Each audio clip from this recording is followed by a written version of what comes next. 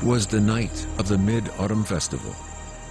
As usual, Li, the matriarch of the Kang family, led the children and women of the family in worshiping the moon in the courtyard. But Kang Ying-Kuei, the head of the family, was absent. When the children inquired about their father's whereabouts, she could only force a smile. Her husband was in Shanxi, facing the biggest test of his life.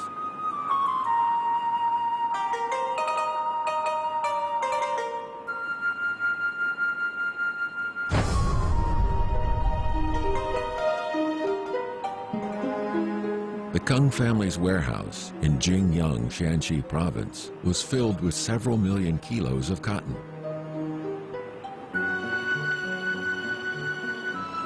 The cotton had to be shipped to Shanxi before winter, according to the order. Winter was just 2 months away, but he still couldn't find a ship. If the cotton continued to be stored in the warehouse, it would gradually go rotten. This would mean an economic loss and damage the Kang family's credibility.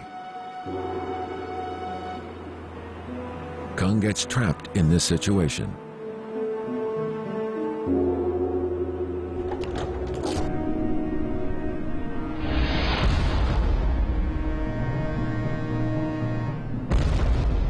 In 1796, the White Lotus Society developed rapidly and swept Henan, Jiangxi, and other provinces, threatening the Qing government.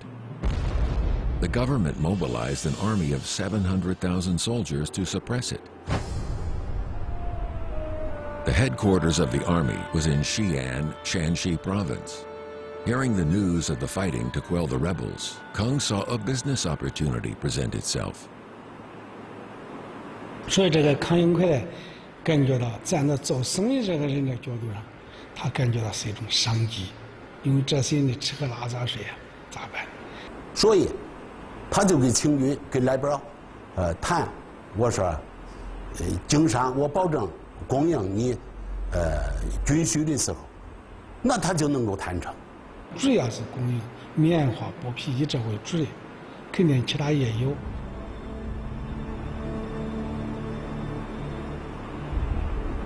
A huge amount of cotton and cloth was needed by almost 1 million soldiers. The annual demand reached several million kilos.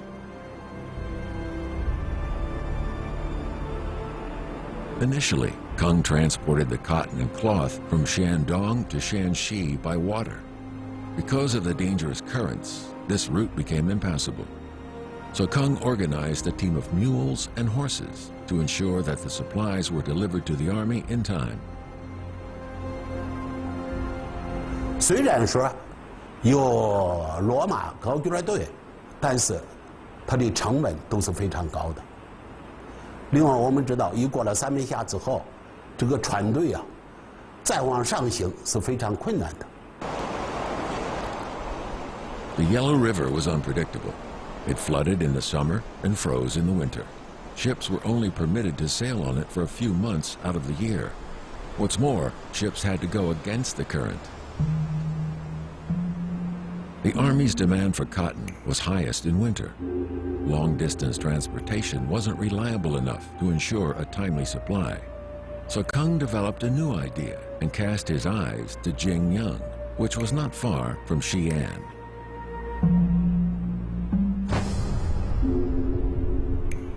陕西的棉花基地离这个西安最近能形成大规模的基地的就是泾阳和三原这一带。泾阳、三原这一带，一个是地势比较好，它那山是北面高南面低，都是向阳，加上它那个土林也比较多，种棉花最好。更重要，它有泾河、有渭河，跟西安直接连着，是交通好。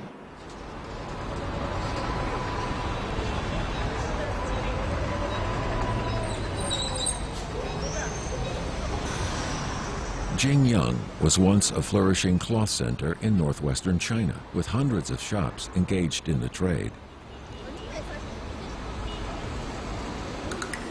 Two powerful business groups, Shanxi merchants and Anhui merchants, had been here for years and considered this to be their territory. The most powerful cloth merchant was an Anhui merchant called Wang Yuting. Before Kang's arrival, Wang controlled about half of the cotton market in Jingyang. After Kang came here, Wang felt threatened. So he formed an alliance with other merchants to resist Kang's market advances. He even prevented local people from selling cotton to Kang. 比如说棉花收不起来，或者是说收入困难很大，收起来了，地方放，刁难他，没有仓库，有仓库也不给你放。康英奎到了这里以后啊，没有收到多少棉花，那么他的经营呢，可以说是非常的不顺利啊，就是惨淡经营。面对这种情况呢，康英奎他考虑怎么才能够啊，在这个市场呢站住脚。那么康英奎呢，就凭借他雄厚的资金，想了一个办法呢，就是采用价格战，每斤棉花。 他比别人呢多出3文钱，这样呢就大量收购了棉花，从而呢站稳了脚跟。Kang had no other choice but to purchase cotton at a higher price. But this wasn't enough to allow him to take over the market in Jingyang. The cost would be too high. The best way was to take on the competition and force them out of the market. 他就从巩义啊，采购了大量的棉花，源源不断地运到了泾阳市场，低价销售。王友廷认为呢，康应奎要抛货撤退，所以呢就全部购进。结果你只要，我就源源不断地给你往这边发。结果呢，是本地的商人，布匹也卖居了。 资金呢也卖空了，压那呢也卖不出去了，卖不出去了。结果康英奎，牢牢地站住了脚跟，用价格之争啊，切断了他们的资金流。 Eventually, Wang withdrew from the Jingyang market. But what Kang had done violated the business rules that had been in place for years and offended many of the local merchants, sowing the seeds of misfortune for him.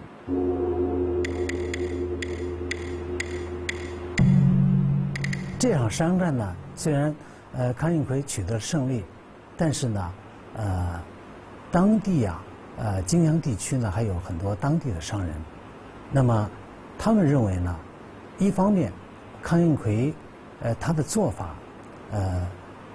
打破了这个地区的多年形成的平衡。再一个呢，认为康应奎的做法又破坏了多年形成的商界的一种潜规则，所以呢，他们就想给康应奎一个教训。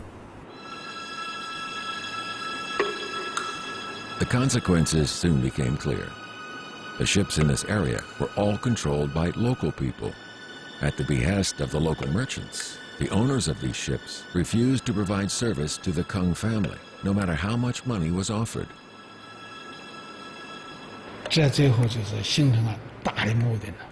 这棉花这么多，这么摘的，张手棉花也分摘的到处都是大堆大堆的。结果呢，江河边当地那些乡绅呢，都看到了笑话，我看你啥呢？ Winter was rapidly approaching. If Kang couldn't ship his cotton, it would soon rot in the warehouse. This not only meant an economic loss, but also damage to the Kang family's reputation.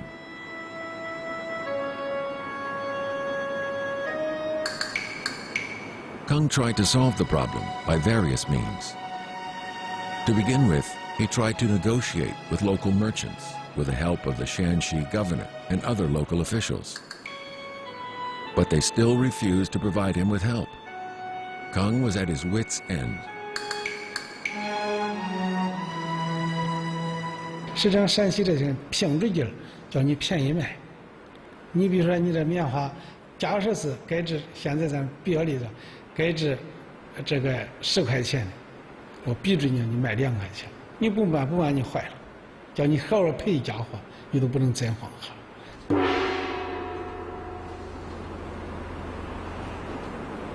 Besieged on all sides, Kang made an unexpected decision. 面对这种情况呢，康恩奎最后下了决心。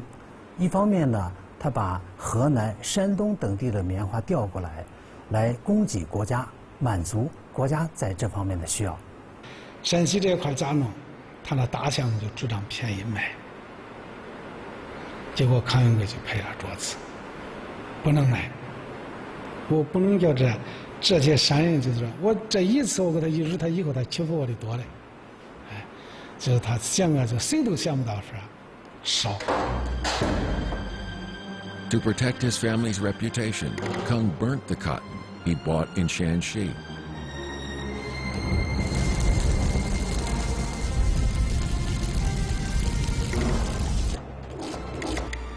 Meanwhile, he ordered urgent supplies of cotton at a high price in Henan and Shandong. Then he had it shipped to the army in Shanxi before the Yellow River became impassable. In this way, the reputation of the Kang family was secured, and his fame spread far and wide.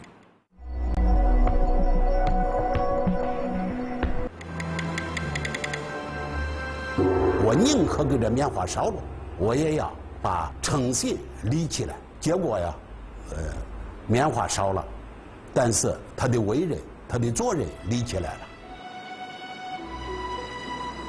By fulfilling his obligation to the army, Kang won the trust of the government and secured the job of providing almost all the supplies the army needed.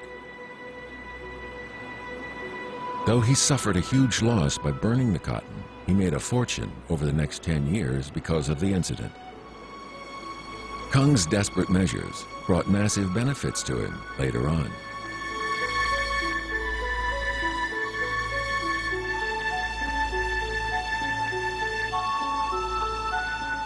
Even though he won a narrow victory and the Kang family suffered a huge loss, he began to reflect on what he'd done.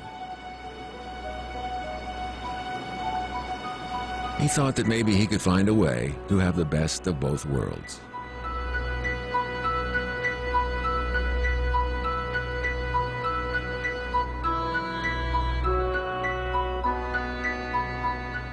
In one of the rooms in Kang Mansion, there's a unique wooden plaque.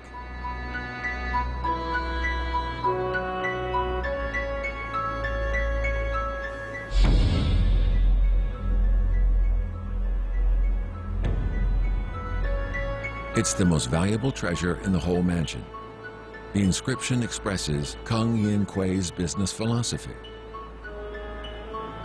If you are wealthy, you should still be frugal. If you are successful, you should still respect all your peers.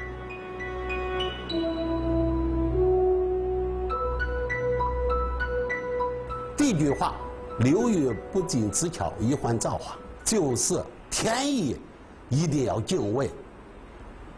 大自然必须要敬畏。第二句，流于不尽之路，一还朝廷。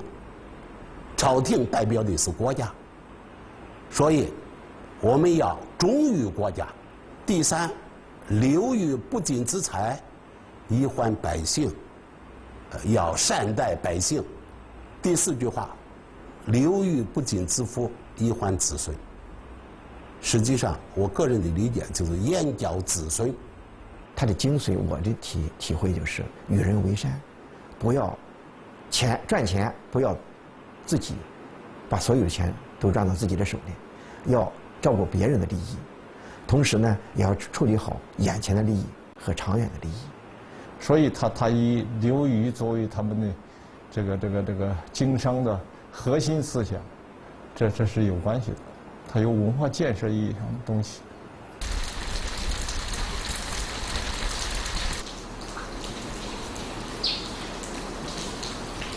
Kang realized that he had been too aggressive and hadn't taken into consideration other people's feelings.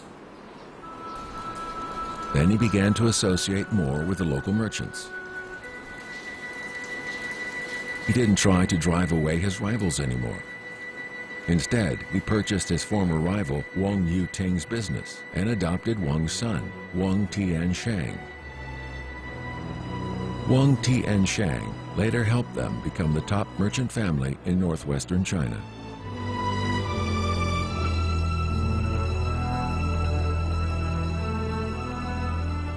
所以这做生意人都是帮大户的嘛，跟现在一样，也都是帮大户的，赶紧都是给他联合的，挂上他的牌号，哎，他也是趁着这机会，给这当地这些人也笼络起来。所以后来他这个船呐啥都是给他月面化了，哎，当地这些人也挣钱了，他的这个任务也完成了，国家给他的钱他也挣，整个经营这一块，他给这生意越做越顺，越发展的地面积也越大。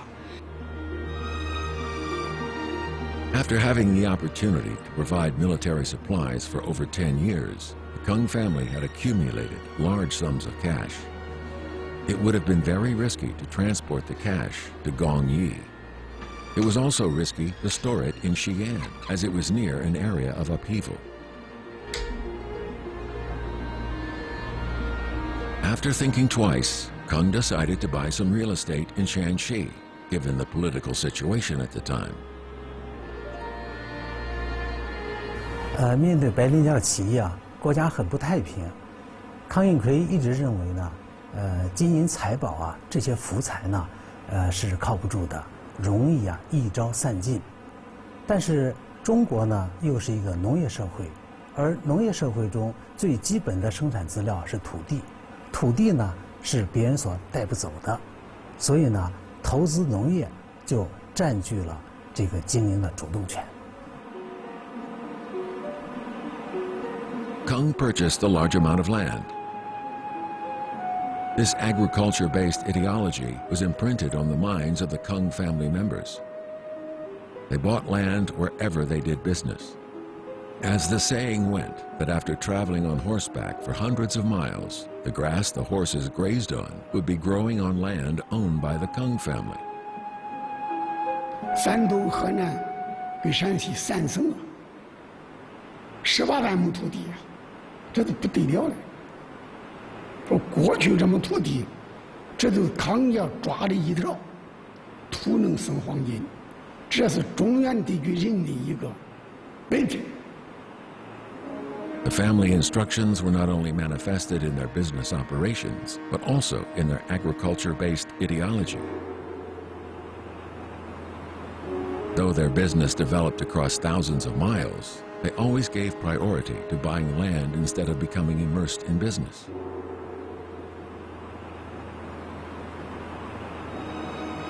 To some extent, one of the reasons the Kang family was able to survive so many disasters in the years that followed was their possession of large tracts of land.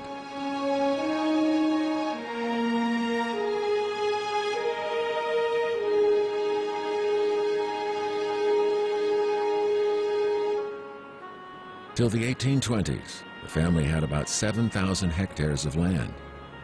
The local villagers all rented land and tilled it. Then, in 1831, Gongyi was hit by a drought. The local people faced starvation. Many of these unfortunate people were in debt to the Kang family.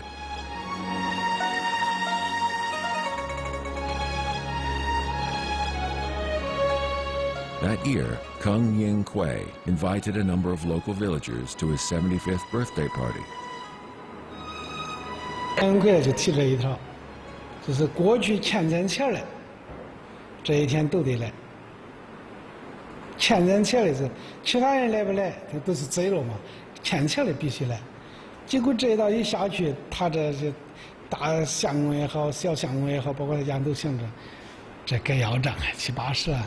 哎，这该给前头的账都清理一下，趁着死也清理一下，都是这种想法。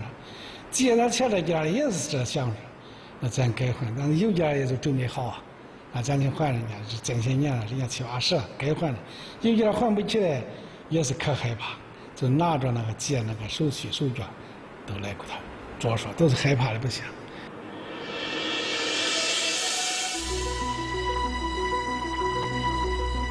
However, after exchanging greetings and drinking some wine, Kang made an unexpected announcement. 说都来听我宣布一个事儿吧。他就讲那都事先准备好了，把箱子抬出来吧。说叫那家里边那个佣人箱子抬出来，拿出来一个借据，念着啊，某某你啥时候借多少两银子吧？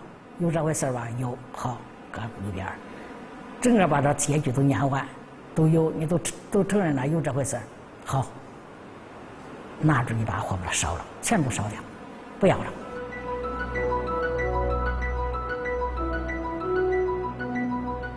Leaving room for others was part of the family's wisdom.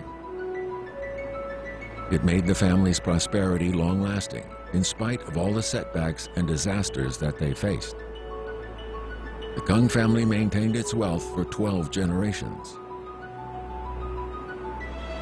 The family's wealth reached its peak under the stewardship of Kang Ying-kwei. He became the wealthiest man in Shandong, Henan, and Shanxi provinces.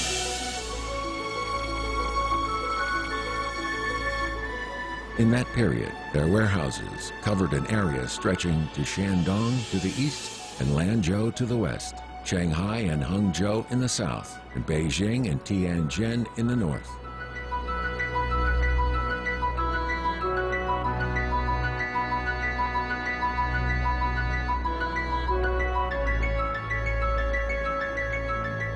Relying on their sophisticated management system and carefully selecting managers, the family raked in copious amounts of money.